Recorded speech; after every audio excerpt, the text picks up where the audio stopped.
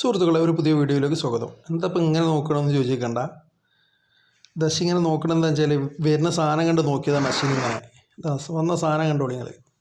ഇറച്ചിപ്പത്തിരി എന്നിട്ട് വന്ന സാധനമാണ്. പൊരിച്ച പത്തിരിൻ്റെ ഉള്ളിൽ ഇറച്ചി നിറച്ചിട്ട് വന്നൊരു സാധനമാണ്. പക്ഷെ എന്നാലും നമ്മൾ കോഴിക്കോട്ടൊക്കെ ആകുമ്പോൾ ഇറച്ചിപ്പത്തിരി എന്ന് പറയുമ്പോൾ നമ്മളിങ്ങനെ നല്ല പ്രതീക്ഷിക്കാം. അതുകൊണ്ടോ നോക്കിയാണ് അങ്ങനത്തെ ഒരു നോട്ടം. അല്ല, അപ്പം ഈ കാര്യത്തിൽ ഇറങ്ങാം. നമ്മൾ ഫുഡ് കഴിച്ചു തുടങ്ങാം. കണ്ടില്ല നിങ്ങൾ? കുഴപ്പമില്ല, പക്ഷേ അതിനകത്തുള്ള ബീഫാന്ന് കൊണ്ട് നല്ല ഹാർഡായിട്ടാണ് നിൽക്കുന്നത്. മറ്റേ ഇടിയിറച്ചി എന്നൊക്കെ പറയില്ലേ, ഈ വെയിലത്തിട്ട് ഇങ്ങനെ ഉണക്കി പിന്നെ പുകത്തിട്ടൊക്കെ ഉണക്കിയിട്ടുള്ള ഇങ്ങനെ ഇടിച്ചിട്ട് മസാല ഇങ്ങനെ മിക്സാക്കി ഉള്ളിയൊക്കെ ഇട്ട് തരുന്നതല്ലേ. പക്ഷേ അതിന് പത്തിരി ഉണ്ടാവില്ല. അതുപോലത്തെ ഒരു ഇറച്ചി പോലെ തോന്നി ഇതിനുള്ളിലുള്ള ഇറച്ചി.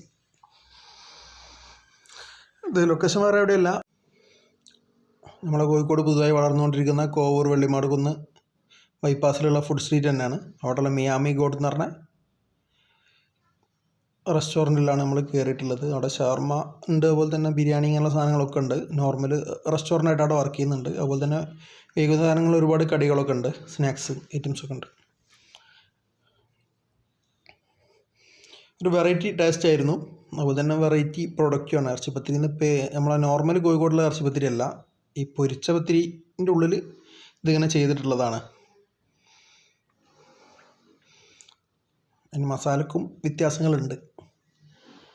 അപ്പോൾ ഞാൻ അത്ര ഡീറ്റെയിൽ ആയിട്ട് ഇതിനെക്കുറിച്ച് പറയുന്നതെന്ന് പറഞ്ഞാൽ നമ്മൾ നോർമലി ഉള്ള ഇതല്ലാത്തത് കൊണ്ടാണ്.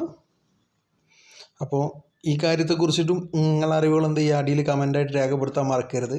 പുതുതായി ചാനൽ കാണുന്ന ആളുകളുണ്ടെങ്കിൽ സബ്സ്ക്രൈബ് ചെയ്യാൻ, കമൻറ്റ് ചെയ്യാൻ, ലൈക്ക് അടിക്കാനും മറക്കണ്ട.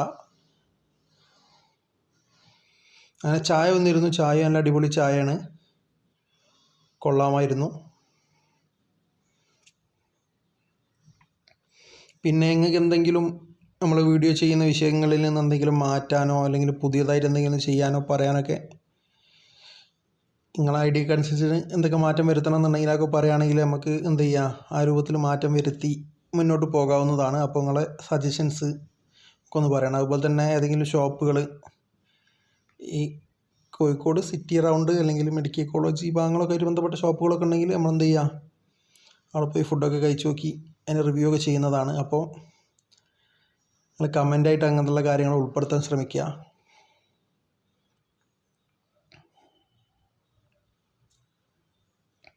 നല്ല അടിപൊളി ചായ ആയിരുന്നു.